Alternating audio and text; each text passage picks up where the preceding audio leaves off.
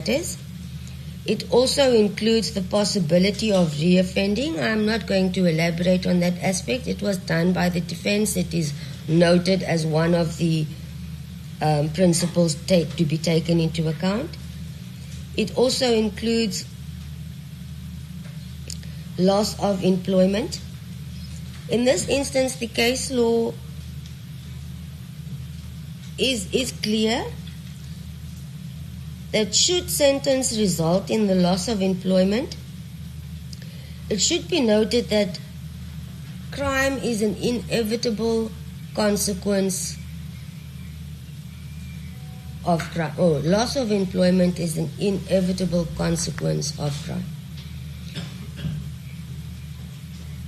The court is also obliged to consider the family of the offender. This fact was fully discussed in the pre-sentence report submitted by Ms. Thompson, who testified in mitigation of sentence. Score. I also think it is appropriate to highlight, I do not intend to discuss the depth of the pre-sentence report, as was submitted by the defense in the heads yesterday, orally, that I accept it was an invasion of the accused's personal space. It could never be seen as an easy exercise. And we heard that evidence of Ms. Thompson, I think, in excess of 5 hours on the 23rd of January. And I think that in itself was surely not a pleasant experience. So I'm merely going to highlight how I have highlighted the content and then the family, etc. I do not intend to rehash personal circumstances which has been dealt with or heard.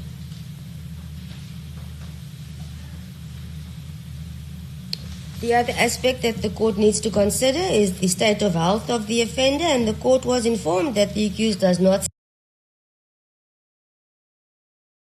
suffer of any medical or physical ailments as per the report.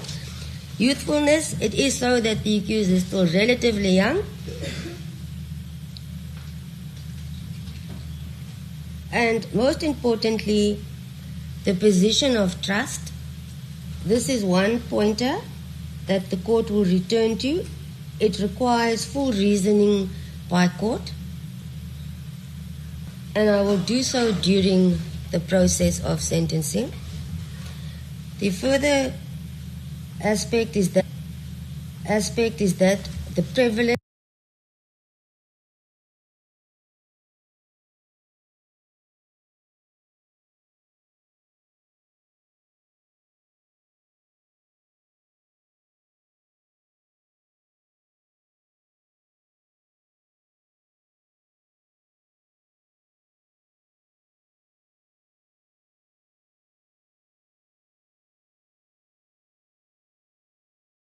and seriousness of the offense.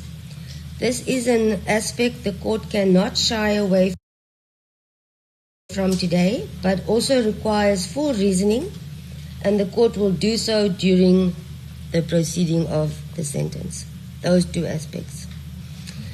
The above are but a few pointers traditionally taken into account by courts before sentence, and some require a detailed explanation by courts. It is well known that the ends of justice are four in number, being deterring, preventative, reformative, and retributive in its nature. It, however, consists of 5 important functions. It should act as a general deterrent. It should also act as a specific deterrent. It should also, or it must enable the possibility of correction.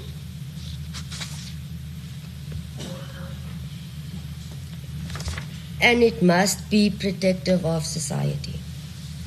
And it must further also serve society's desire that crime be adequately addressed by courts. It is in the public interest that punishment be meted out fairly and without the measure of excessiveness that would mark it as being merciless and unacceptably unfair. The court is mindful that neither the call for true punishment and revenge, neither the cry for understanding must be given undue weight. The ends of justice, as mentioned already, must be given due regard when determining sentence. And it is required that a court should strive to accomplish and arrive at a judicious counterbalance between the elements mentioned and ensure that one element is not unduly accentuated at the expense or exclusion of any other element. It has been often stated in various case law that the sentence imposed should fit the offender as well as the crime. It must be fair to society and blended with a measure of mercy according to the circumstances of each matter. True crucial element of our justice system in its own right.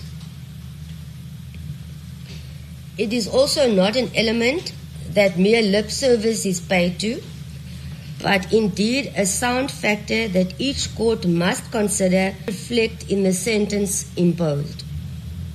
However, courts are required not to strive as stated for severity, but neither on the other hand surrender to misplaced pity, and should not flinch from firmness where it is called for, and that a court should be strict enough to ensure that the objects of punishment are adequately furthered, and indicating thereby that crime will be effectively punished. Having said that, this court is well aware that a court should approach a humane understanding of human behavior and frailties.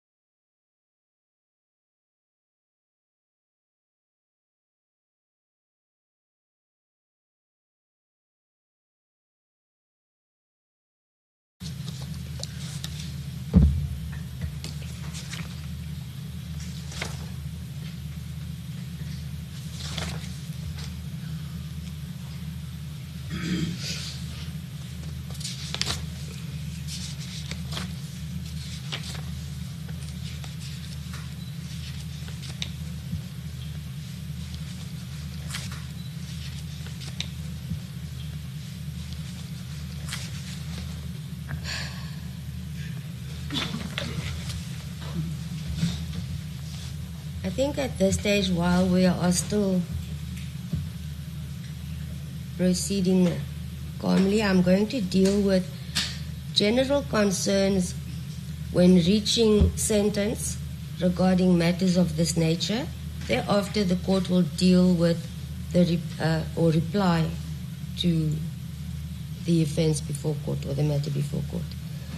It should be noted that crime is inconsistent with the rule of law and the fundamental value of our Constitution.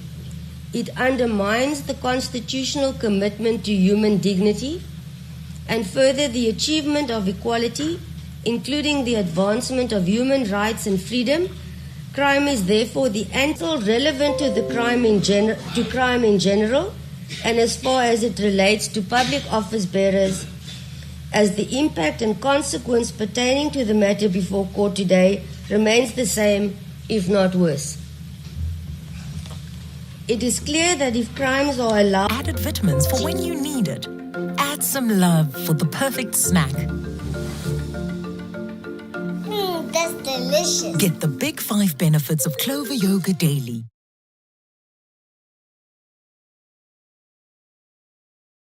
Hey, it's me, your skin. Oh, today? CeraVe Blemish Patches, the only patch with 3 essential ceramides and niacinamide, results in just 3 hours and leaves no marks. CeraVe Blemish Patches, developed with dermatologists.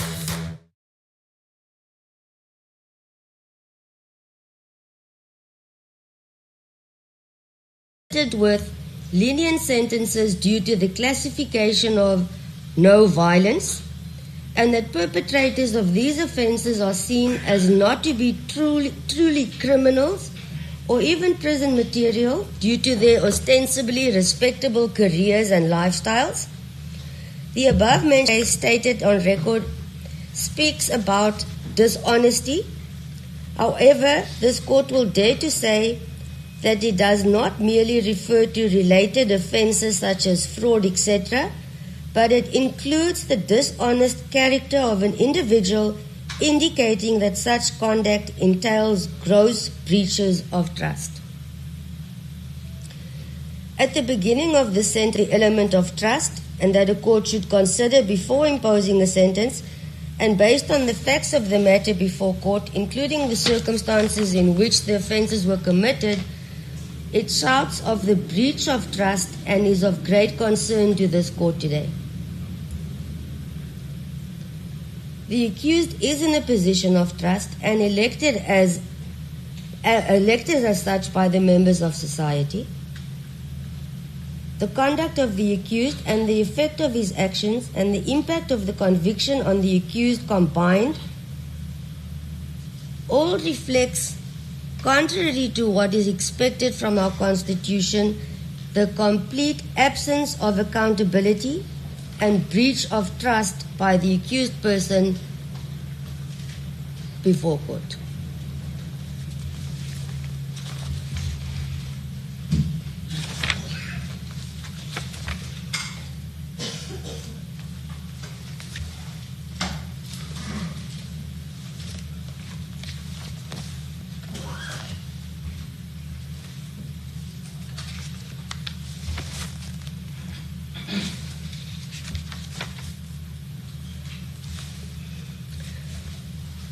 Going to try and summarize the response to the defense submissions as follows.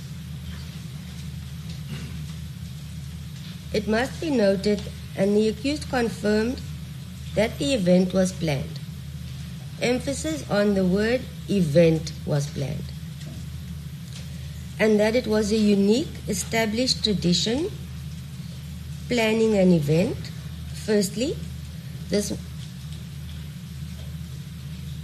I stand corrected on this aspect, but what I should have clarified is the following, that this was, according to the knowledge of this court, the fifth birthday celebration was the first of its kind. I do not understand the wording of it was a well-established tradition. We heard at their celebration what the main feature was, but whether it was an established tradition at the fifth birthday celebration, I'm not aware.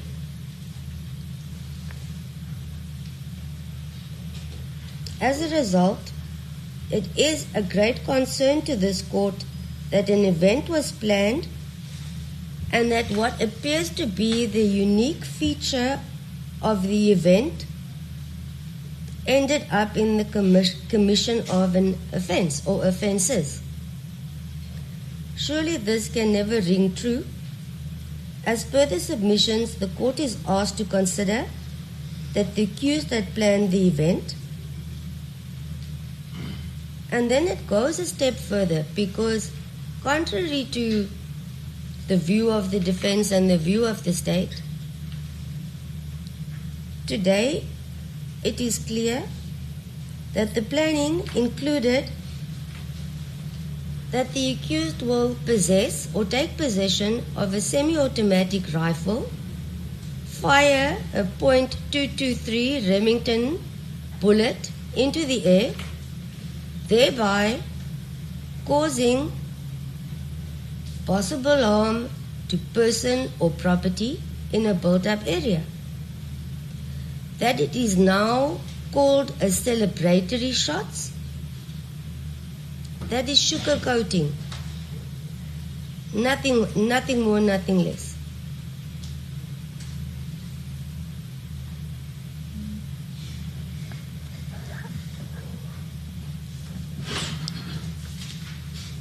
The facts found by court during its judgment, and this is not merits, these are facts.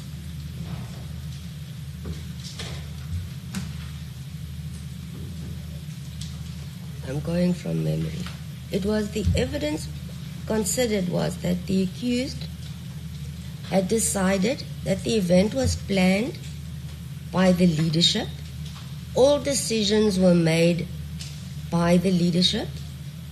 So there can be no doubt that you are saying the unique feature of the event was committing 5 offenses. That is the bottom line.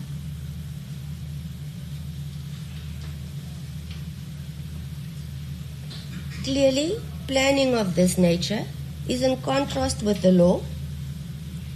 How can a court of law consider that the actions of the accused did not intend or did not entail the intention to commit an offense? It is not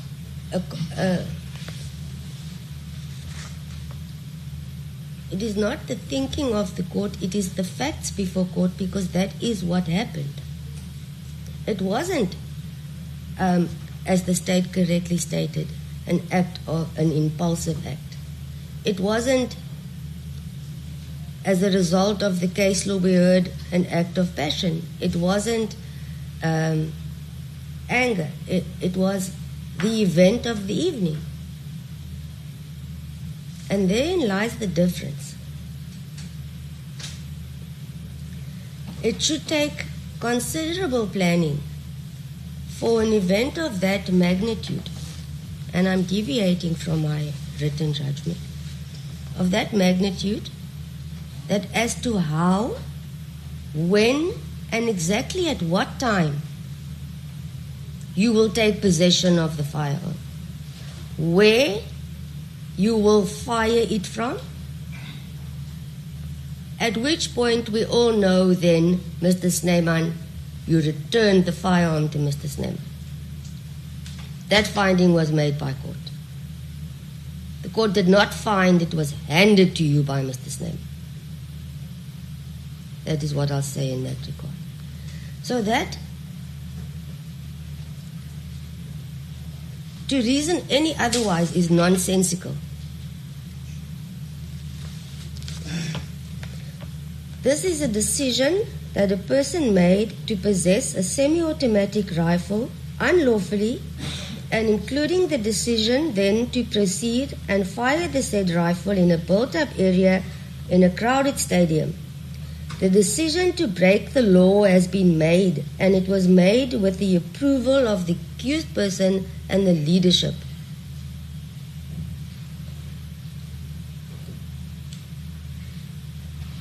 Since it's confirmed that this was the future planned for the event, it clearly indicates that the accused had known it was unlawful.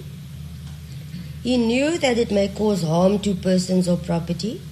He knew all the above, and it yet proceeded to possess the rifle and to fire the shot in celebration of the 5th birthday celebrations of the economic freedom fighters. Always knowing when this was being planned, arranging this special feature, that it is in contravention of the law.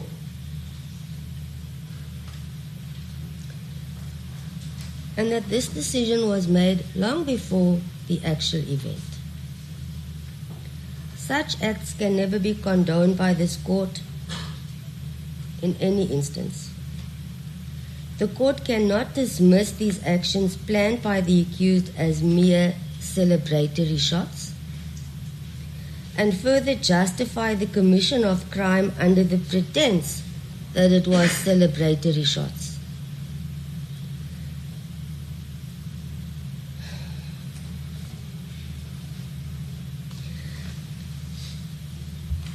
Much has been said yesterday regarding other offenders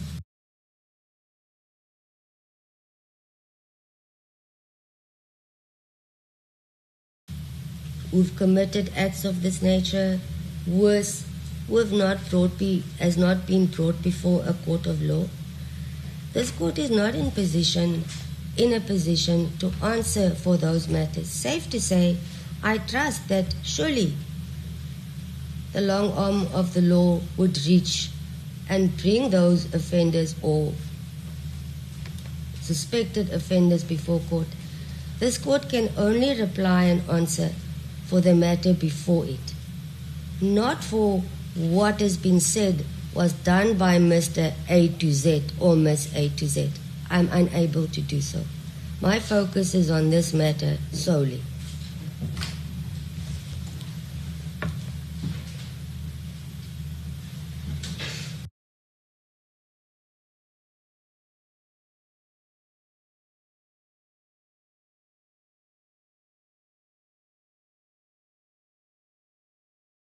With regards to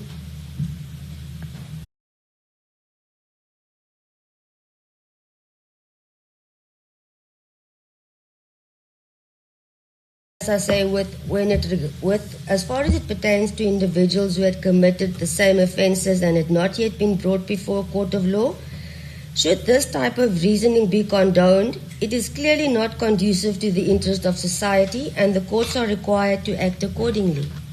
And that is as much as I can say regarding the offenders who are still to be brought before courts.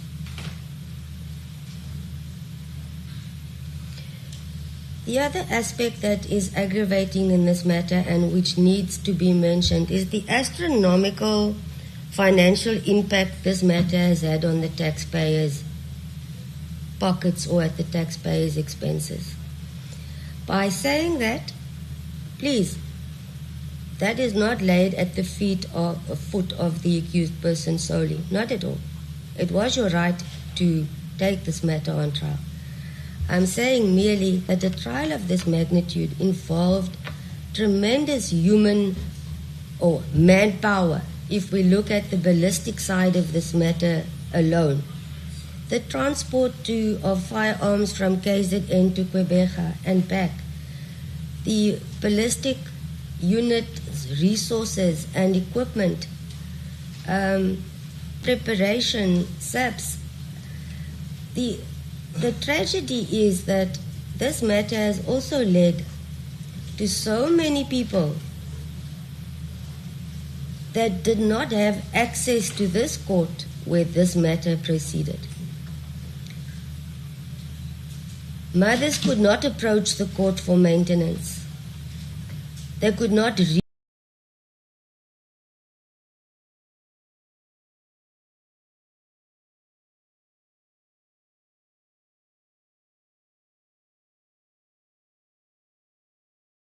side. Grandmothers could not come to the offices to apply for foster care or guardians appointment.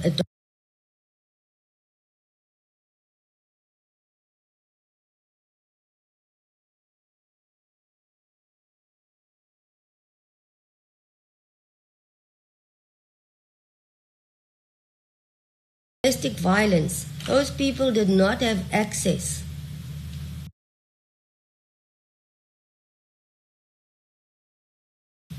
And that is tragic. These are members of the community this court services on a daily basis. They wake up, as you very well know, all of us very well know, by 3 a.m., by 4 p.m., those little kids are dressed, washed, and they walk to court. And yet they cannot reach the entrance of this court. What has transpired is indeed sad. It's a sad day for justice if this is what bringing a matter of this nature to court results in the impact on the interest of society. And as I've stated, the courts must protect the interest of society. Not only did it affect those people I've mentioned, courts adjourned early. Our court rolls are crowded beyond comprehension. Inmates had to be returned to correctional services, leading to the extension of the overcrowding of prisons or correctional facilities. Witnesses who traveled from far, who lost a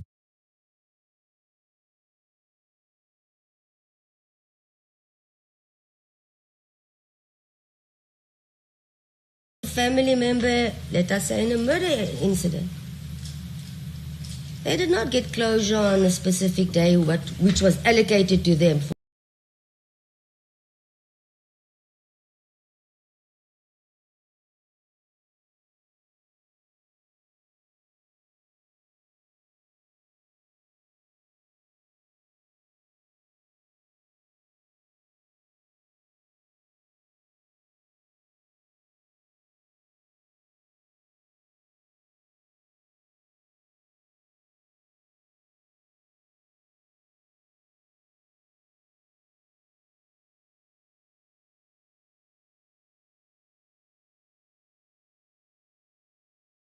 Beard.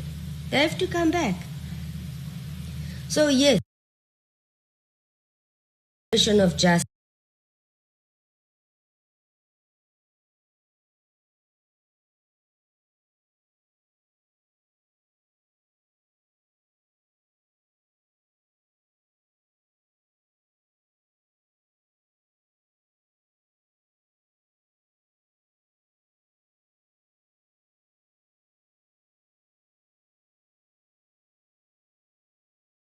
And courts.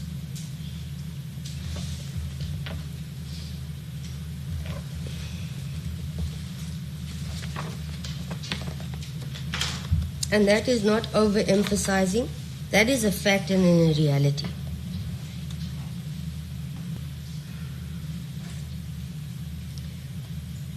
The only aspect I'll mention with regards to the time frame of the actual possession of the rifle was very short. I agree with the submissions of the defense that yes, the charge sheet mentions 1.223 Remington cartridge. Correct. I agree that the charge sheet mentions 1 SPA 249.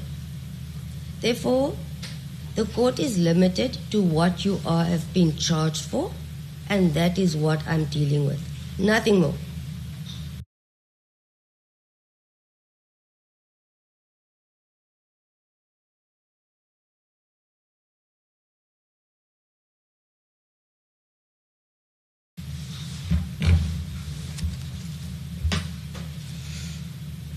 Safe to say then, on what the court has already alluded to, the commission of these offences are not insignificant, and the impact thereof remains. Whether it was done in less than a minute, the impact remains the same.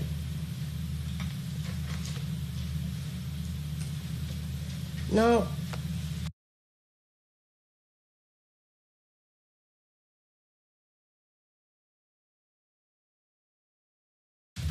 this is a difficult matter to raise because it was alluded by the defense that should a custodial sentence be imposed by court, it will show that the accused is singled out to endure a harsh sentence. To this,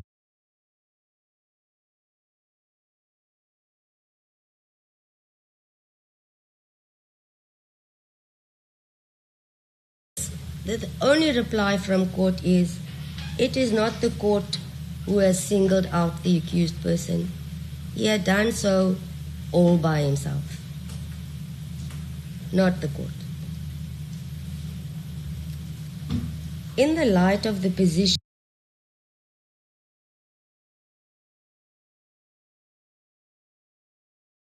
that he holds as the CIC of a political party with massive support, it's not the court who had singled out the accused person.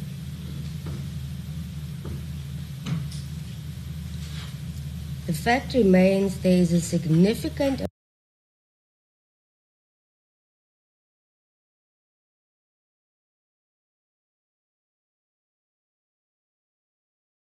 amount of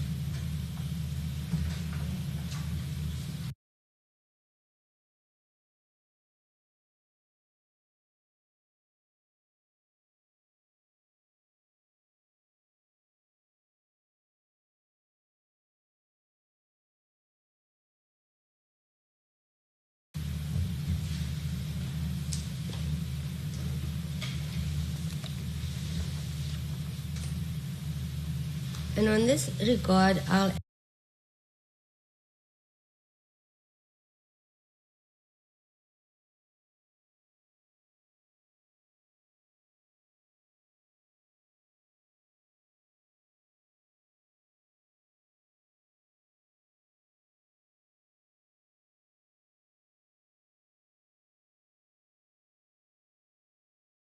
add the following, that please remember, it is not a political party who has been convicted here.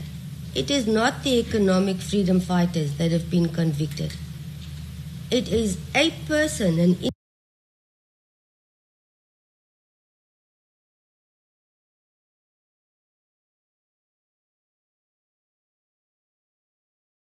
individual who so happens to be the CIC of a political party.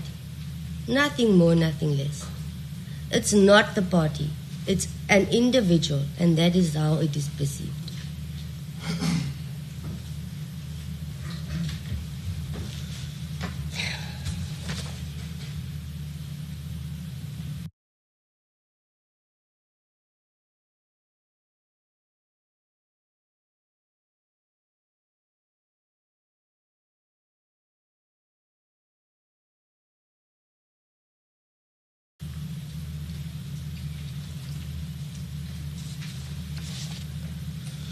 And while I'm on the topic which is uncomfortable for everyone, let us continue with this political trend that is followed. This court heard, as I've stated, plus minus 19 witnesses testified before this court, testified regarding any political facts, or that is not facts before court. The evidence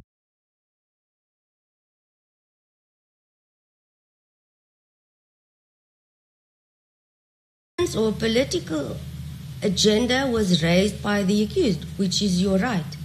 But those are not facts as part of the state's case. And that's where it ends. Politics do not blend.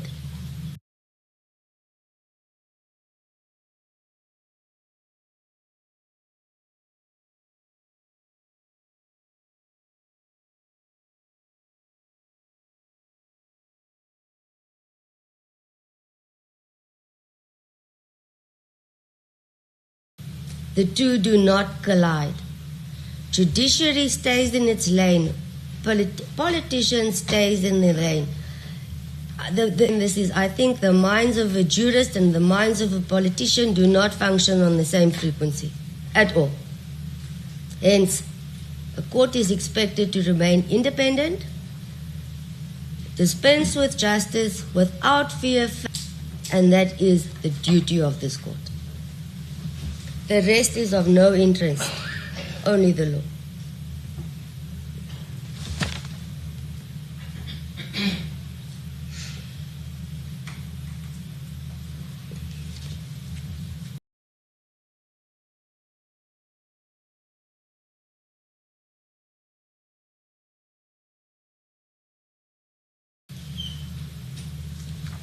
Just a minute.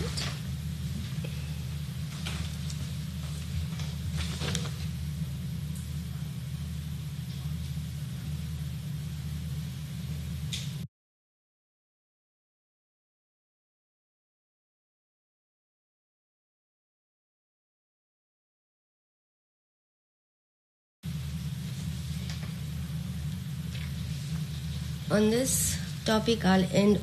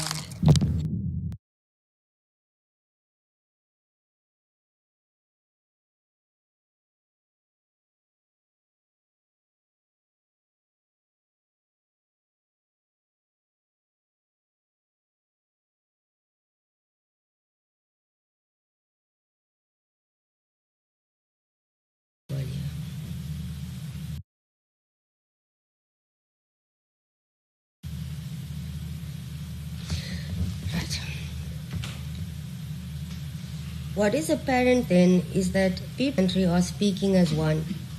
Crime is reaching astronomical proportions, and the courts are required to do all in its power to combat the situation and to ensure that all would-be offenders or offenders who are still to be brought before justice faces the justice. And surely if this is not done or goes unchecked, as I've stated, it will result in the perception that crime is an inevitable consequence of life in South Africa. It must further be noted, as much as the rights of the accused has been emphasized, and correctly so, as it is enshrined in our Constitution, members of society too enjoy rights, the same rights as enshrined in our Constitution. These rights are not one-sided and enjoyed by all.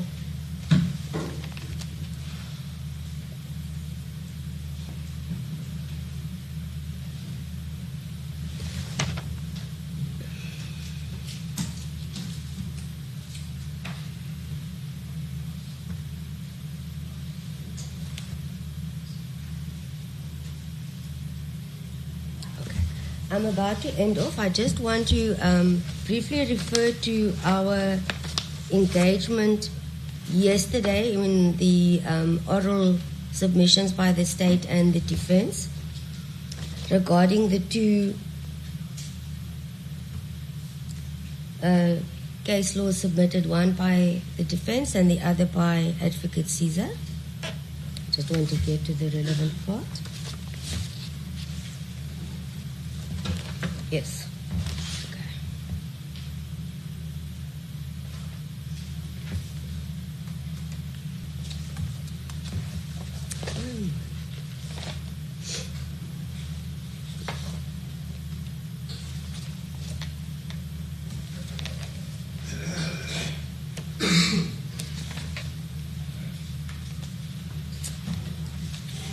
Gracious.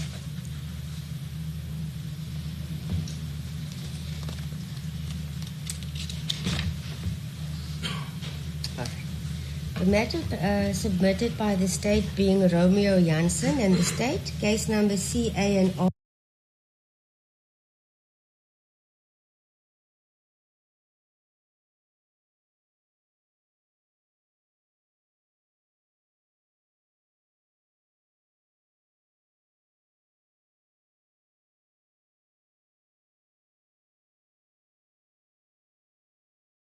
R220/18 delivered by D. Van Sale, then DJP, and by the defense, that of the Malundana case, case number CC20/2024, delivered by Brooks J. Now, in this instance, it was interesting to read both. And what is abundantly clear is that in the matter presented, the Malundana case are completely opposite as the ones we are dealing with today. In the matter submitted, the Malundana matter, was a gentleman of 62 years old who had, after a very long period of time, secured employment as a security officer protecting a school, which led to him firing a handmade firearm. The difference in that matter, which the judges considered as sentence and mitigation of sentence, is the accused there had pleaded guilty. He had also spent a period of time incarcerated, 4 months in custody before. He was also a first offender. He had assisted the victims at the scene, and he himself had called the police to come and assist. He had also contributed to the costs of the family who suffered in the incident. That is the set of facts unique to that matter. Now, what is interesting in the Janssen is that he had previous convictions, Janssen, but when you read the actual judgment, the judge states clearly that the accused was treated as a first offender despite having previous convictions. So that is not relevant. That was he said, and he was found to be or having been in possession only. There wasn't a crime that was committed on the day he was arrested. And then interestingly, after being asked by the defense that all people be treated equal, it was submitted that Janssen is a gangster, therefore, sentence of custodial sentence is in order. I failed to see the reasoning and the rationale behind that, but what is evident and clear after discussion of all the cases submitted by the state and the defense, in the view of this court, each case is unique. Every person is equal in law. What does equal mean in my view? That the court should ensure that accused rights are protected and that it applies equally to every individual who appears before a court of law. Sentences, we have this contradiction and variety because, as I've stated, each set of circumstances and facts are unique. If we take, without disrespecting a gangster, we cannot say for gangsters, right, there's a sentence of 5 years. For politicians, it should be 6 years. For the homeless person, it's 10 years. No. It's done in its totality. And unfortunately, the accountability on is a lot more. It weighs heavy than that of the regular South African person. So by saying that, that doesn't mean you are not treated equally or the accused is not treated equally. That is not what equality, in my view, entails.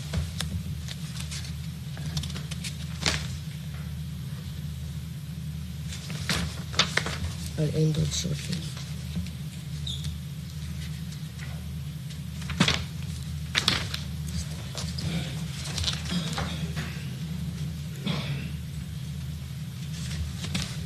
There we go.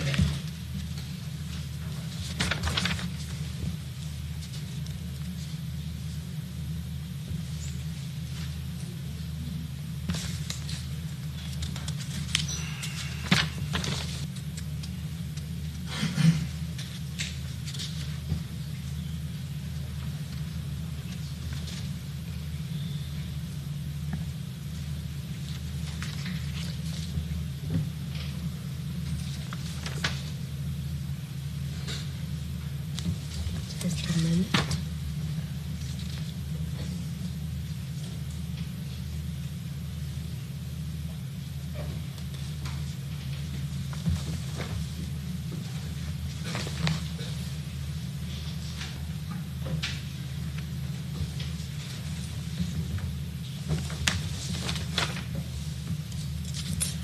I'm nearly done. Just a minute, please.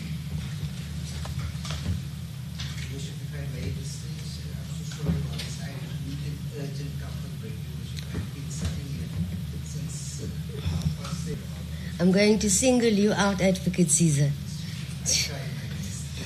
So I was perusing the file to end off, but okay, can we then say, I'm sorry for this then, but instead of 5 minutes, it's a large crowd. Shall we say this is then the tea adjournment, we come back, we continue then thereafter? I'm sorry for this. No, Advocate Ngwatobishan, I cannot, just now we all drown when that man cannot cope. Okay. Please, I'm going to, just a minute. Sorry, feel free to...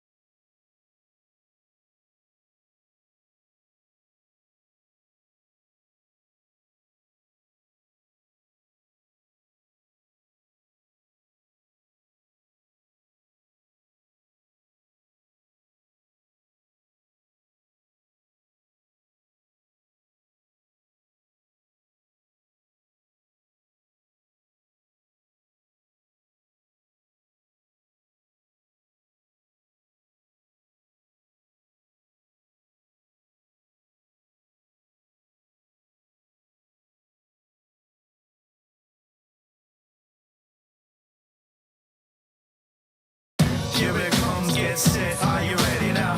Here it comes, get set, are you ready? Here it comes, here it comes. Here it comes, get set, are you ready now? Here it comes now. Here it comes, get set, are you ready? Here it comes.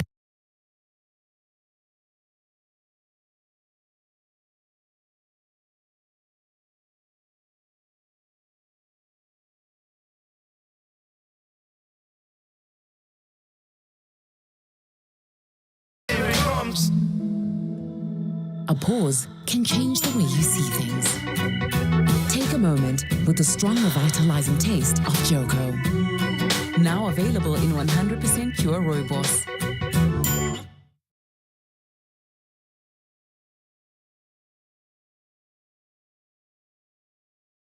My work is easy because I use ClickUp. Here's how AI gives me all the answers. Since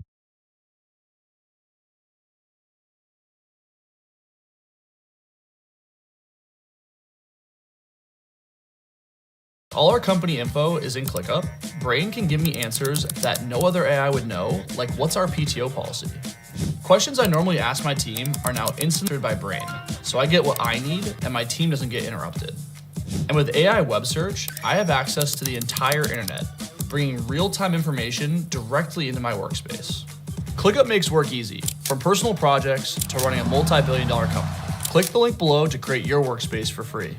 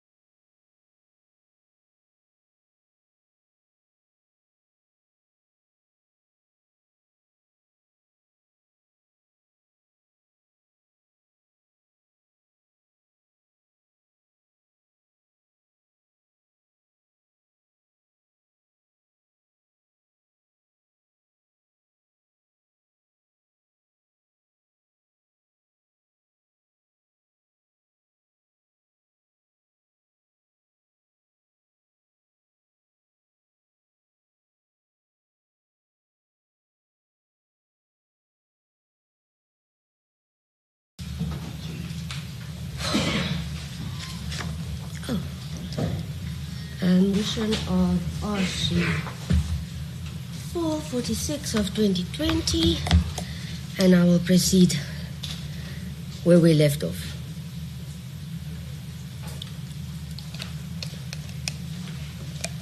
Just a minute.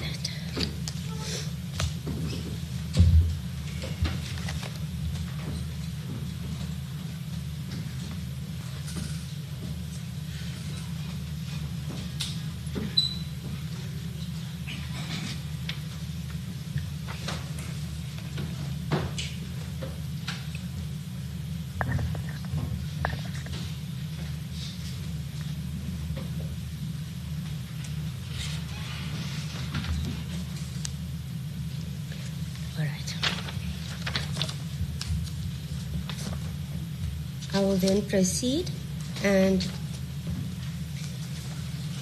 in summary, just add the following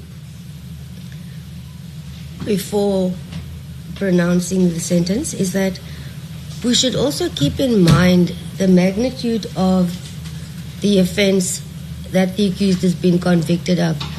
We've heard daily or weekly of children playing in their front yards, in the street, random shots fired, killing people. It's just the first time that we hear it's being called celebratory shots. And in essence, the accused, all as stated, are equal before law due to the position you find yourself in.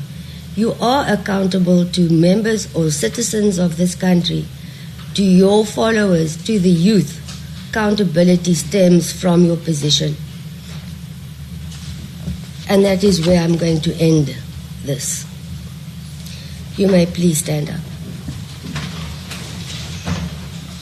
Not the court only.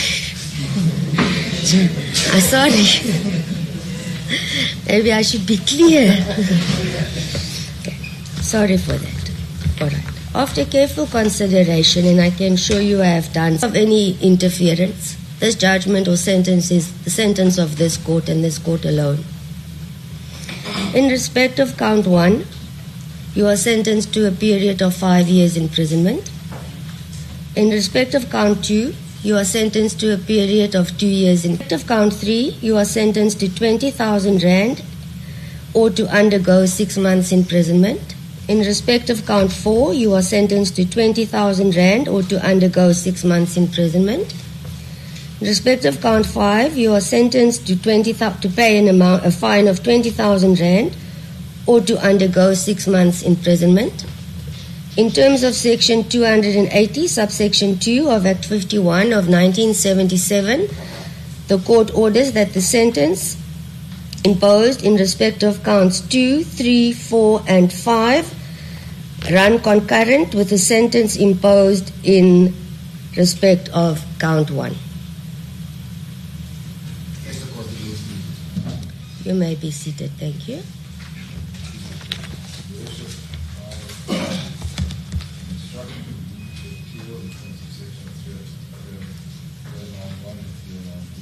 May we, Advocate Otis, sorry not to interrupt you, may we just deal with the Section 103 inquiry and then we can proceed to that part? I assume you are ready for that part as soon as we've dealt with the 103 inquiry. Certainly. Okay. Let me just find my notes here.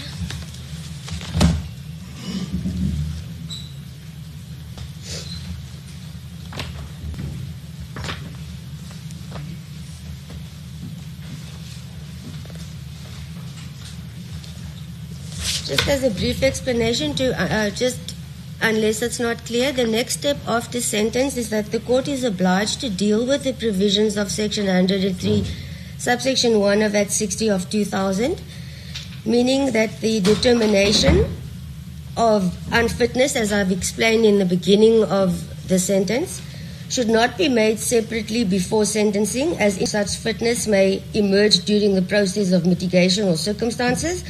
And the inquiry in terms of Section 103.1 Act 60 of 2000, since in terms of Section 1, the accused is deemed unfit to possess a firearm or license in future by virtue of having been convicted of a crime specified in Section 103, subsection 1 of Act 60 of 2000, and reasons may therefore be advanced or evidence presented to enable the court to consider the possibility otherwise. So, Advocate Houders? No submissions. Thank you. Advocate Caesar, on behalf of the state.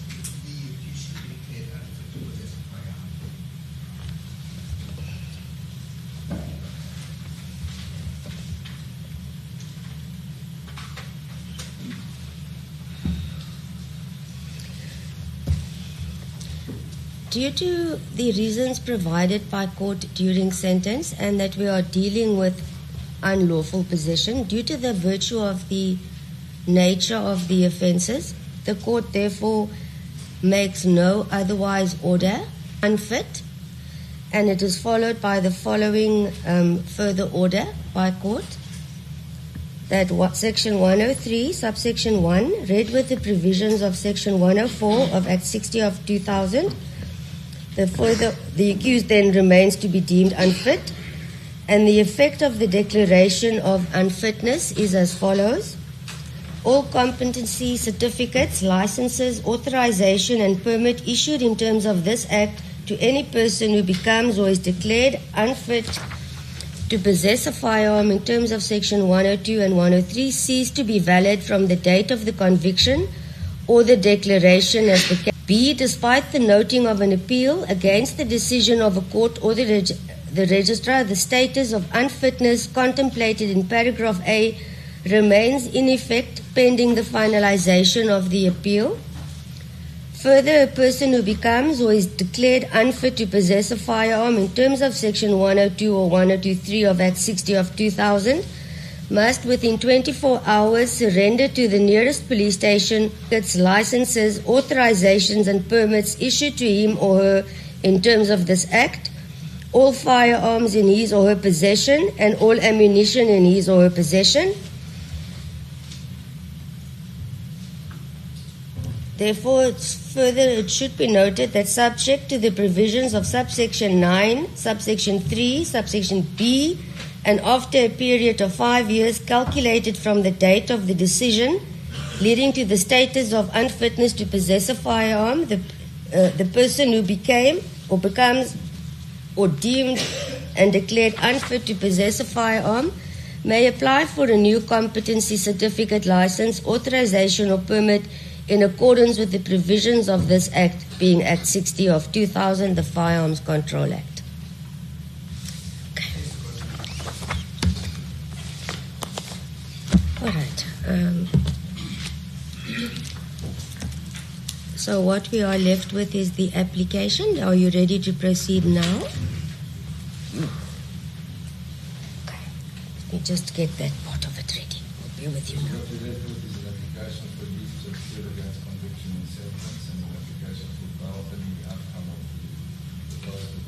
Yes. Just a minute, Advocate Houders. I just want to quickly grab the notepad. I haven't drafted that, so I'll have to listen to you carefully here. Just a minute. Okay. Thank you. I'm ready.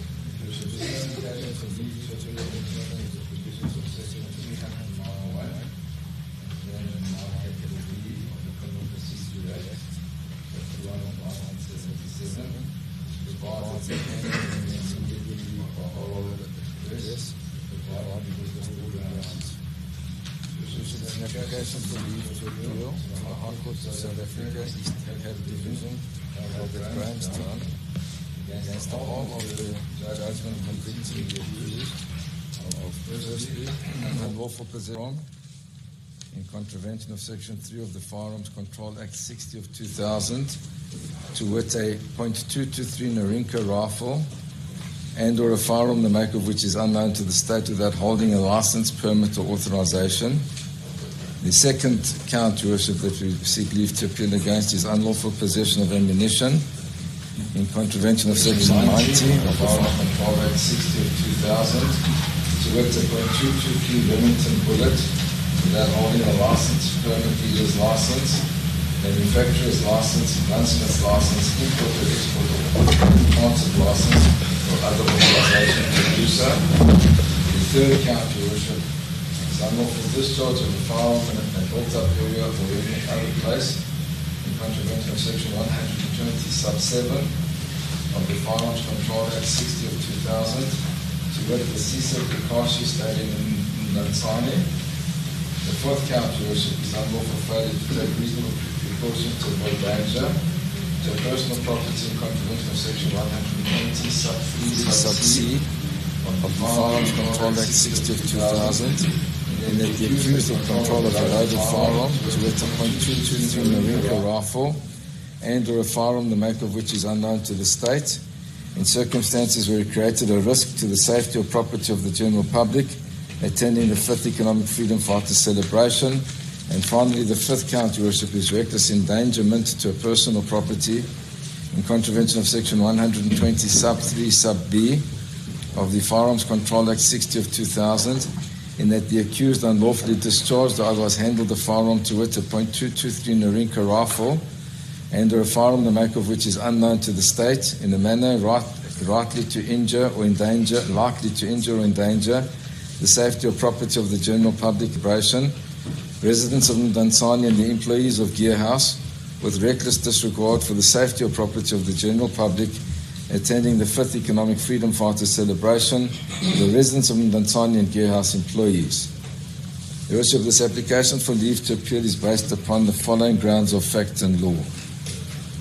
Firstly, this is in relation to convictions, Your Worship. In assessing the evidence, having acknowledged that the court was obliged to evaluate circumstantial evidence in this matter, the court had regarded to the often quoted dictum in Rex versus Blom and held that there are two cardinal rules of logic which cannot be ignored. And there's a quote from Your Worship. There are firstly that the inferences sought to be drawn must be consistent with all the proved facts, and secondly, the proved facts should be such, and Your Worship said, I quote, that they exclude every reasonable inference from them save the one sought to be drawn. Yet, we say, Your Worship, that Your Worship, the magistrate committed a material misdirection not having any alternatively sufficient regard to all of the facts that militated against the guilt of the appellant, of the accused at this stage, Your Worship. We say that this occurred despite, Your Worship, the magistrate having held, and there's a quote here, Your Worship, the court must not take each circumstance separately and give the accused the benefit of any reasonable doubt as the inference to be drawn to each one so taken. It must carefully weigh the cumulative effect of all of them together, and it is only after it that it has been done so that the accused is entitled to the benefit of any reasonable doubt which it may have as to whether the inference of guilt is the only inference which can be reasonably drawn. To put this matter in another way, the state must then, as stated, satisfy the court that each separate fact is, let me rephrase as stated, the state must satisfy the court not that each separate fact is inconsistent with the innocence of the accused, but the evidence as a whole is beyond reasonable doubt inconsistent with such evidence. Yet we submit that Your Worship committed a material misdirection not having any alternatively sufficient regard to all of the facts that militated against the guilt of the accused. In this regard, we say further that Your Worship further erred in holding that, and there's a quote, a number of circumstances, each individually very slight, may so tally with and confirm each other as to leave no room for doubt of the fact which they tend to establish, though each taken by itself, but as light as a feather, however, join them together, you'll find them pressing on an individual with the weight of a millstone. And we say that you further erred in this regard, Your Worship, when you held. It is further described that in cases surrounding circumstantial evidence and circumstantial evidence alone, evidence varies infinitely in its strength in proportion to the character, to the variety, to the independence one of another, and one might describe it as a network of facts cast around an accused person. That network may be that strong as it is in part, and it may also leave gaps and may then allow the accused person safe passage. It may be so close, so stringent, so coherent in its texture that no efforts on the part of the accused can break through. It may also come to nothing, and or on the other hand, it may be absenting. The law does not command that you should act upon certainties alone. We often ought to act upon just and reasonable convictions founded upon just and reasonable grounds. The law asks for no more and the law demands no less. I further refer to State v. Kwanda, 2013, 1 SSCR 137, Supreme Court of Appeal, where Maria J. stated that such an inference is only justified where the state has established facts from it can properly be inferred by a court. But only paid me a lip service to the issues raised in argument on the merits on behalf of the accused, did not have sufficient or due regard thereto.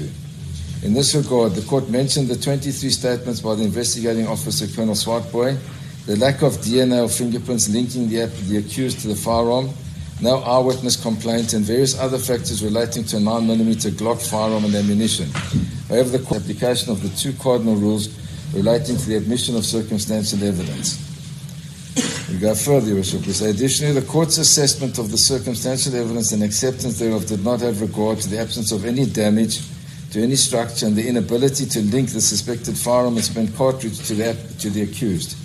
Other significant factors in this regard were that no person reacted in fear, and the 5 VIP SAPS members had not witnessed any shooting.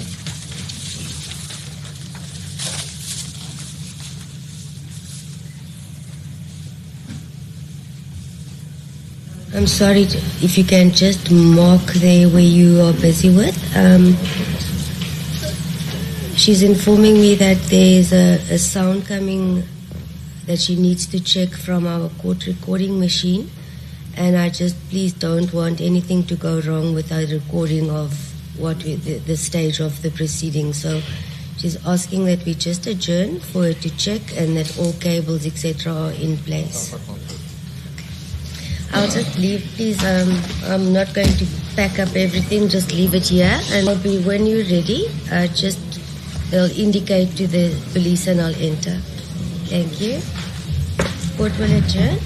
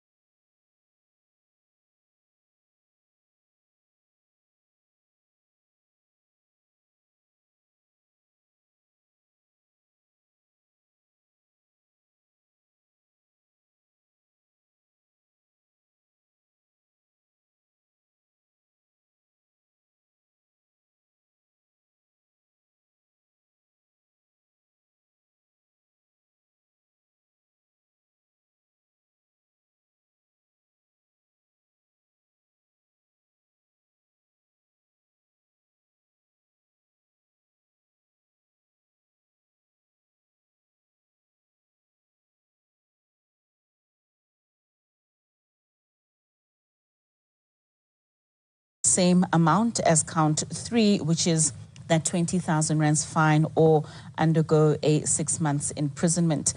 Though counts 2, 3, 4, and 5 will run concurrently, with count 1 culminating to 5 years direct imprisonment.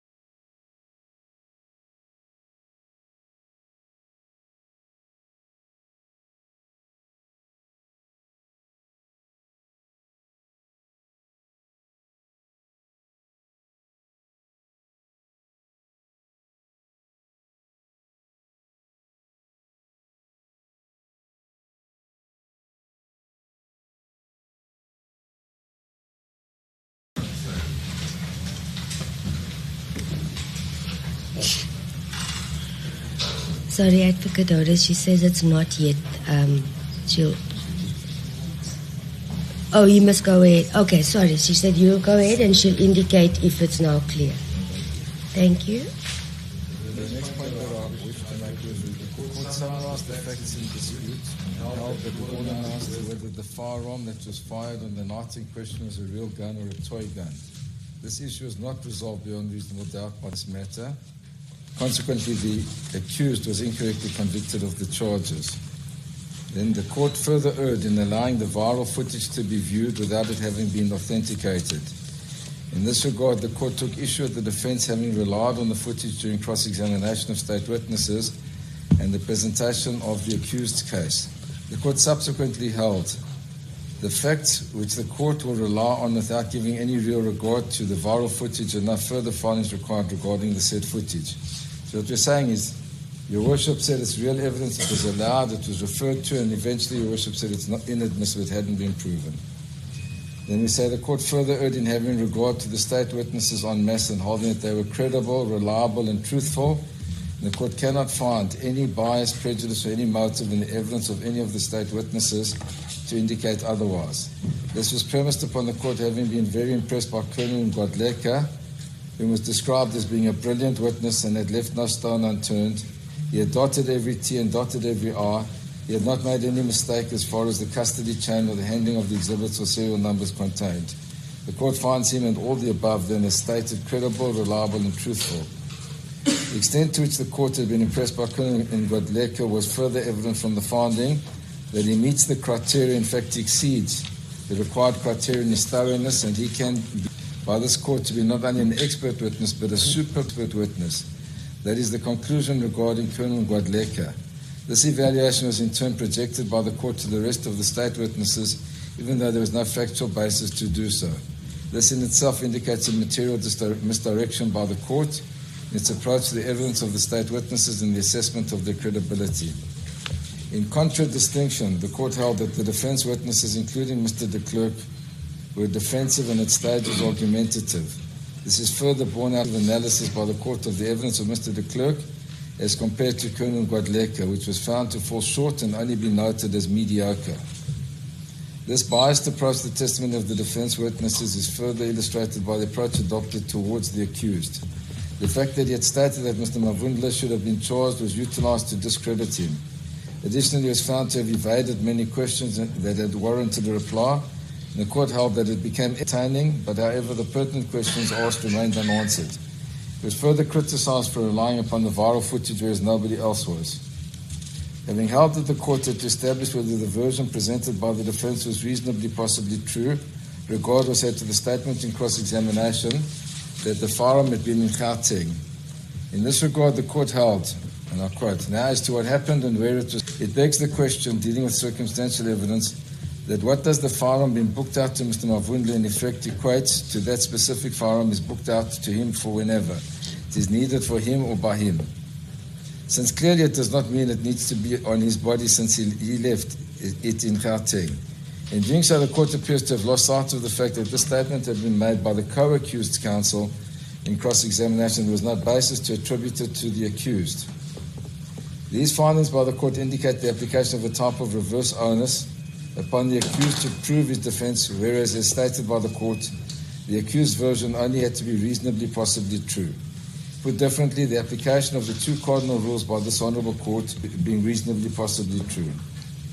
Then we say this misapplication of the onus is further evident from the court having, in its concluding remarks, confirmed the two cardinal rules that require the inference sought to be drawn to be consistent with all the proved facts and to exclusion of every reasonable inference from them, save the one sought to be drawn. This could never be the case in the absence that one would have expected to be present at the scene, such as damage to property, injury to people, or at the very least an expression of fear by anybody from the many people that have been in attendance at the celebration. And finally, in relation to the conviction, Your Worship, what we say is at the very least, it cannot be said that now the court might find differently or have a different assessment of all the evidence led in this trial. Consequently, it is respectfully submitted that the accused is not only a reasonable, but a good prospect of success on appeal against the convictions ought to be granted. In relation to sentence, Your Worship, we submit the following. We say that the sentence imposed by this Honourable Court is startlingly inappropriate to the extent that it induces. We say further, due regard being had to the prevailing circumstance at the time of the commission of the offences, and more specifically that they all relate to the same event in a very limited period of time that did not exceed 1 minute, all of the counts ought to have been taken as one for the purpose of sentence. This is to impose separate sentences in respect of each charge, as this court did. We say further, insufficient regard was had to the personal circumstances of the accused. Most significantly, he's a 45-year-old first offender who was 37 years old when his offences were committed. He has not been convicted of any other offences in the interim. Additionally, he's married. He has 3 children and a wife to support. He's in full-time employment. He is also involved in community projects and regarded as an asset to the community. There is no basis to contend that he is a danger to society, thus ought to be removed from society. In this regard, Your Worship, I wish to highlight that no regard is had to the fact that he's led a blameless life during the duration of this trial, and he hasn't committed any other offence, and this was not taken into account. Furthermore, when it came to his community project, Your Worship questioned the social worker who testified, Ms. Thompson, in relation to the soup kitchen under a question to clarify, and it went as follows, Your Worship, just to indicate the approach of Your Worship. It's at page 3 of the record. Your Worship says at line 16, okay, let me leave that. I have only 2 aspects left, no few in fact, because if I had it before the time, it may have been a different story. The other issue, not an issue, but if you can explain. I think we go in the circle of a radius of 5 kilometers on each side of the court building. We're going to find about 4, 5, 6 soup kitchens. So, and this soup kitchen is specifically to the area of Mr. Malema is coming from.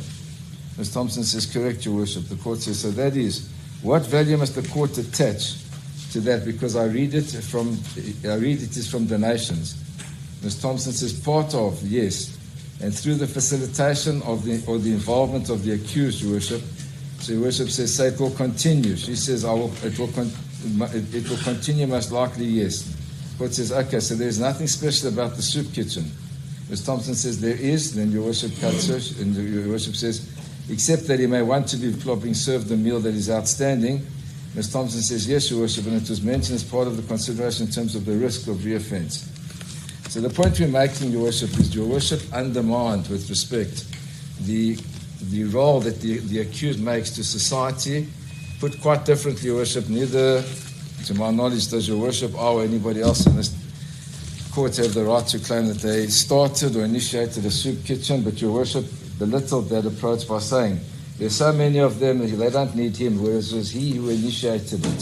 So I needed to make that point. Turning to a more detailed list of what Your Worship had dealt with today, at the outset, Your Worship foresaw an application for leave to appeal. When Your Worship said, as to the firearm received from TSS, I dealt with this in my judgment.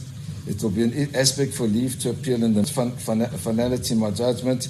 This will rest until the leave to appeal. So it's quite clear with respect, Your Worship, that you envisaged that there would be an application for leave to appeal, and that, with respect, permeated your judgment on sentence. When it comes to aggravating circumstances, Your Worship, you said that Advocate Caesar had highlighted and submitted that a custodial sentence was a normal, or was the right sentence, because this was a deliberate and executed with precision. And once again, Your Worship said these merits will be dealt with when we reach that point.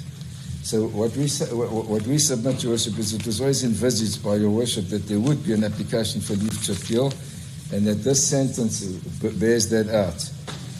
Your Worship also dealt with the accused being in a position of trust. Now, when we refer to a position of trust, Your Worship, is ordinarily a person who's an employee who looks after money or an assets on behalf of somebody else. It doesn't cover the situation dealt with in this matter.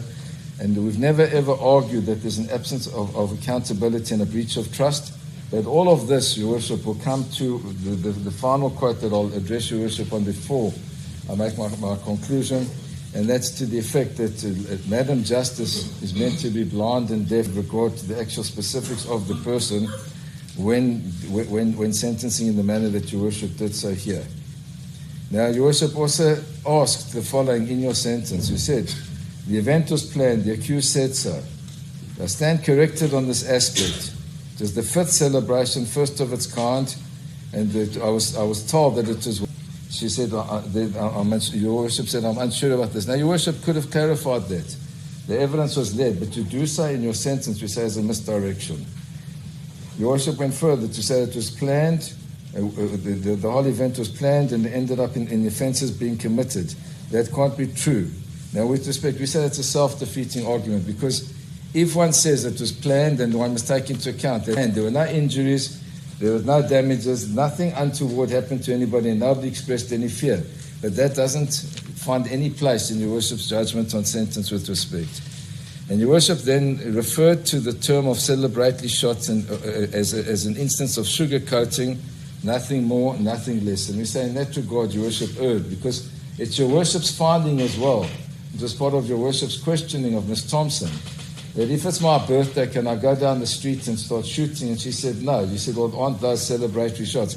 So the court knew all along that it was dealing with the celebratory shots, and that was the instance that had been clarified throughout. It wasn't a case of being part of another offence like a murder, or one draws a distinction here, Your Worship, and this is where we say you erred as well, in relation to the case quoted by my learned friend in this division. Firstly, that predated the one that we referred to, so it was taken into account when the second one was a non-custodial sentence by Brooks. He had already had regard to that full bench decision and didn't feel bound by it. We say those circumstances are indistinguishable. The man was a member of a gang. He had been involved in shooting their previous convictions. There cannot, with respect, be any parallel drawn between that. He was in possession of an unlawful, unlicensed firearm, and somebody being handed a firearm and shooting a shot in the air, as is the conviction here. Your Worship also went into the merits of the matter when Your Worship said there should have been planning as to how, where, and what time. There's no evidence to this effect with respect to Your Worship. Your Worship also said that such actions cannot be condoned by the court and used to justify shots as celebratory shots. Your Worship, when we're dealing with sentence, we're not asking for condemnation. We're actually asking the court to lend the sentence or the punishment.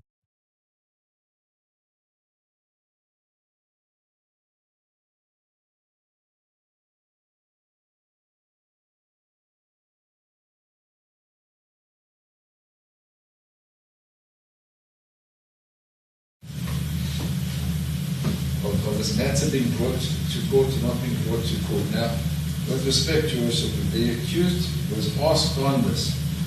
He was asked, who do you think is behind this? And he gave the version. He said, I believe Open Forum is behind this. That was his version. This has caused a lot of consternation in this court. Even Your Worship yesterday said to my member of my team, Mr. Toby, why are you bringing Open Forum into it? And all he said was, it's in their heads, I've got to. And then Your Worship left it. Once it had been said, it was the state that had raised it, that it was unfair to attack Mr. Toby in that regard.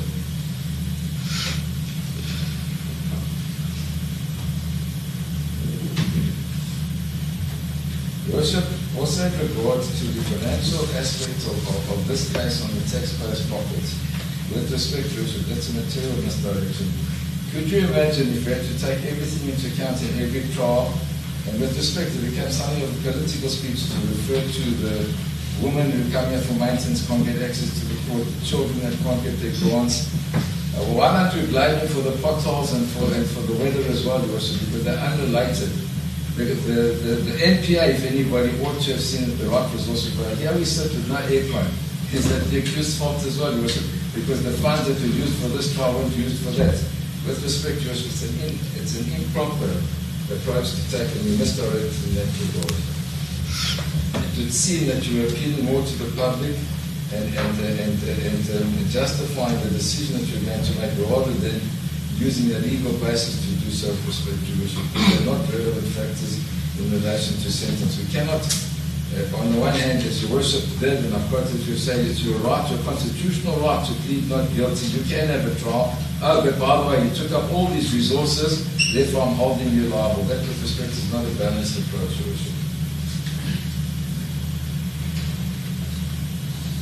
And your worship, this attitude is further borne out by your worship then carrying on through the time frame and saying, well, therefore the court is limited to what you're charged for and nothing more. Now, with respect to that implies that you also want to punish him for much more. We heard yesterday about all the different shots. We heard yesterday about all the different shots.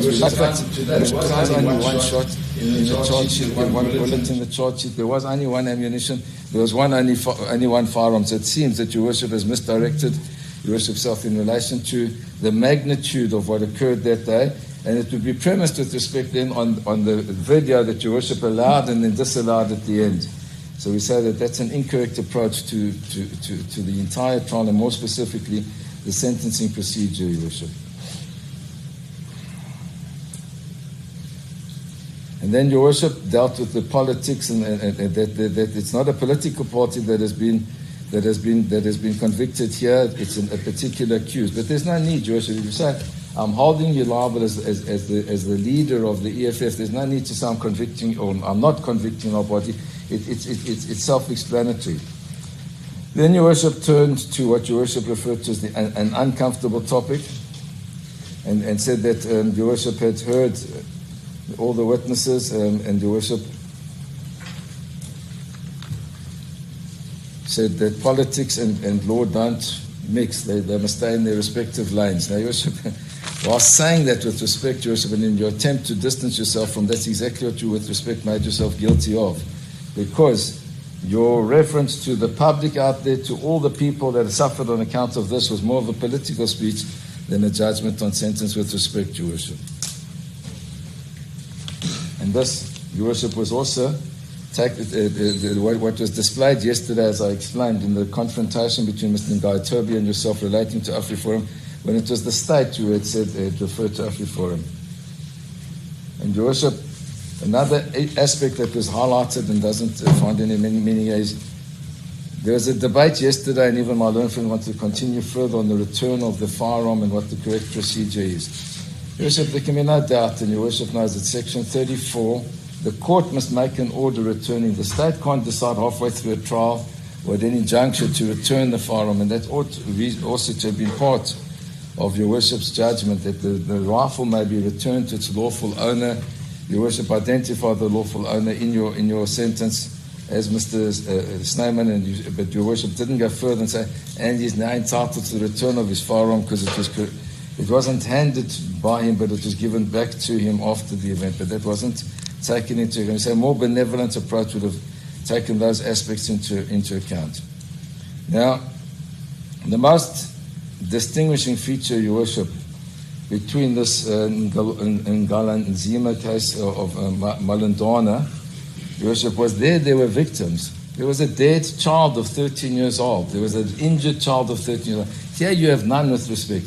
There the judge in a higher court still found the compassion to deal with the bereavement and the loss of life and the injuries, and still not impose a period of imprisonment on a person that had shot people, which is distinguishable on those facts, but it's far worse. And the simple fact remains, your worship, that to this day, the challenge was put out to my learned friend and to your worship to find any case dealing with what you call sugar-coated celebratory shots, we call celebratory shots, where anybody had been charged for it. And your worship says that's not a relevant factor. We say it is, with respect. If one can have regard to how many soup kitchens are in the neighborhood, one can have regard to how many times this actually happens in real life.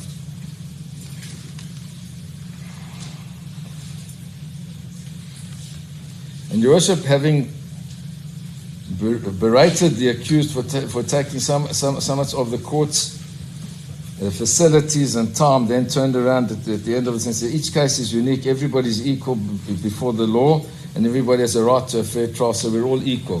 So Joseph, how do we find somebody more accountable on the basis that is the leader of a party, but yet we say we're all equal before the law? And your worship said the specific accountability of public officers way much more. It doesn't mean you are not treated equally, and I don't understand that concept.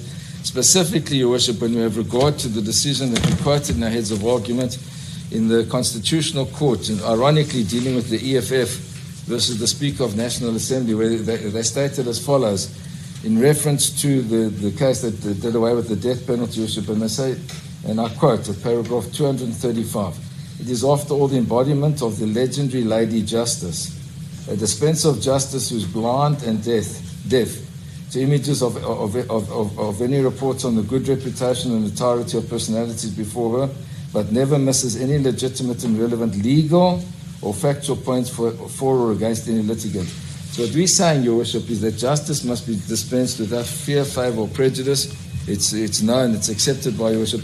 That includes Lady Justice being blind and deaf, Your Worship, and not overemphasising the position that a person plays in society when it comes to sentencing them for conduct, which conduct, as we've stated, Your Worship, was over within minutes with respect. Now just have a look. Your Worship also went further to say that the accused had been dishonest in his approach to the court, and with respect, Your Worship, there was no basis for that factual finding, particularly in relation to sentence, and this, Your Worship, then impacted on Your Worship's then finding that Your Worship could have regard to corruption cases and fraud cases dealing with dishonesty. And that goes back, Your Worship, to the issue that I raised earlier of being in a position of trust. It seems that reasoning permeated Your Worship's logic or reasoning throughout this matter, and we said that that is a major, irreversible misdirection on Your Worship's part. So in conclusion, Your Worship, what we say is that taking account of the crimes of which the accused was convicted, the interests of society and the personal circumstances of the accused, as well as the unique facts pertaining to this matter, the custodial sentence ought not to have been imposed. The imposition of the custodial sentence is startlingly inappropriate to the extent, Your Worship, that it induces a sense of shock.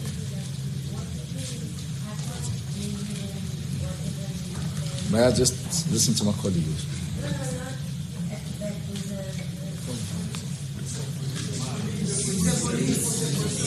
The police.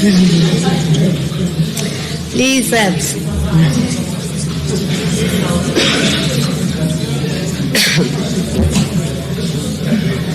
sorry, can you just a minute? We are returning. I couldn't hear what that last sentence I'm instructed by Vitality to point out, and it's a valid point. If one has regard to the fact that there's never been a case of this nature, and we're all in agreement on that. So this is a novel situation that we seem to be dealing with judicially.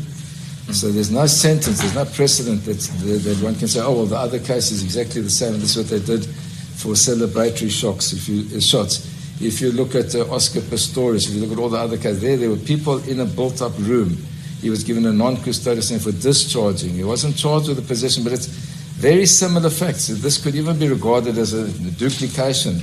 Possession, and there are cases that say possession of the firearm, possession of the ammunition is impossible without I beg your pardon, discharge of a firearm with ammunition is impossible absent the firearm and the ammunition. Why should they be treated separately? And that's the case where with Oscar Pistorius, it's common cause factor. He received his friend's firearm. He shot that firearm. He wasn't licensed to possess it. He was thinking of buying one like that. That was the justification. Yet he was only charged with discharging the firearm. Here we have the very, very similar situation. Not only, Your Worship, did the state separate the charges, Your Worship then found him guilty of all three and gave different sanctions, different punishments on each and every one of those three charges, one being a 5-year sentence, Your Worship, with respect. So if we have regard to those and we do a comparative, it cannot with respect be said that this appeal is doomed to predictable failure. It has a very, very strong prospect of success, as we say. So we respectfully request leave to appeal against conviction and sentence, Your Worship.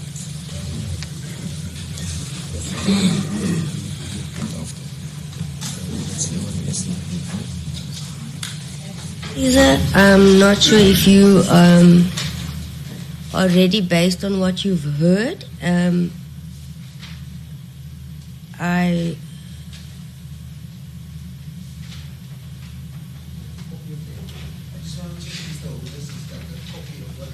No, there's not. I was.